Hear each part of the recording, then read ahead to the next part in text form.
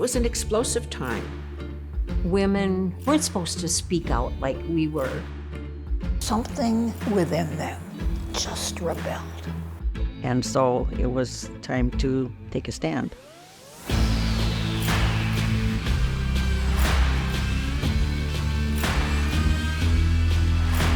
It was the last straw when they hired another man and wanted us to train him for management position. We had done this many times in the past, and the men would move right up the ladder to management, and the women were still down at the bottom training everybody that came in. We felt that we were not being heard. And we complained. And what happened? We were told we're not all equal, you know. We're not all equal, you know. We're not all equal, you know. He said that many times to people. We'd be all at the table. They would turn their back to the table and read newspapers to show that they didn't need to listen to us. So we soon found out we were not going to go anywhere with this. So that's when we started talking about going on strike.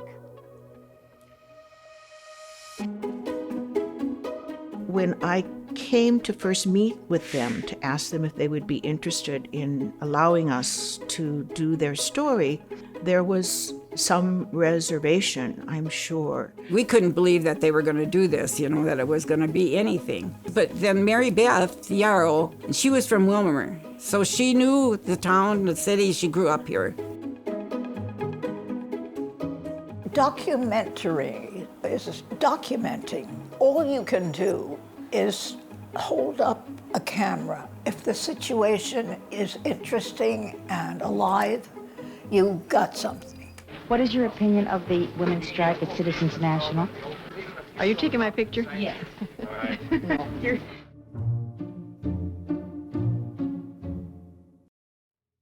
When we started with the strike, there was a real sense of excitement. We did not think it was going to last long. And 10 days and 2 weeks went by. We thought they'd have to talk to us. But that didn't happen. The strike continued then for a couple years. It got pretty tight. We weren't getting much money. What's the one that's out of your budget right at this point? Anything over 23 cents a can, but I was looking at the vegetable beef, and that was a little bit more. Their quiet kind of bravery and this kind of camaraderie that they had was the most important element of this. We became our own family, in a sense. That's what kept us together all that time. And then, of course, we got closer and closer. We don't get together all the time or see each other all the time, but you feel it once we're back. Yeah. Other people gave up on us or failed us. We never gave up.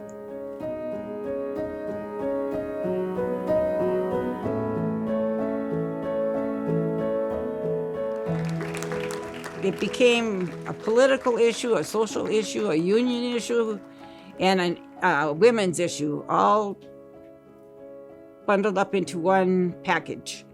And we were the package, the 8 of us. You know what I'd like to do, honey? I know you're thinking of a question to ask me, but I would like to read the names. These are the women of the Willmar 8. Doris Beauchart, Irene Wallen, Sandy Tremmel, Tara Novotny, Sylvia Erickson Cole, Jane Guthias, Shirley Solyanchis, Glenys Terwisha. These are the heroines. Heroes or heroines, whichever.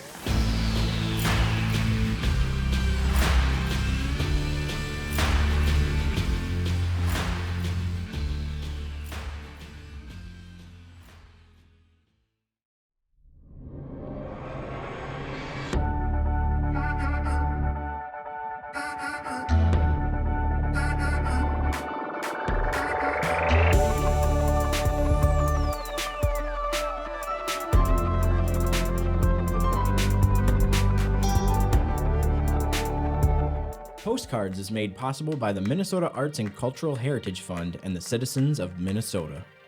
Additional support provided by Margaret A. Cargill Philanthropies. Mark and Margaret Yakel-Julien on behalf of Shalom Hill Farms, a retreat and conference center in a prairie setting near Windham, Minnesota. On the web at shalomhillfarm.org. Alexandria, Minnesota, a year-round destination with hundreds of lakes, trails, and attractions for memorable vacations and events. More information at explorealex.com. The Lake Region Arts Council's Arts Calendar, an arts and cultural heritage funded digital calendar showcasing upcoming art events and opportunities for artists in West Central Minnesota. On the web at lrac4calendar.org. Playing today's new music plus your favorite hits, 96.7 Cram. Online at 967cram.com.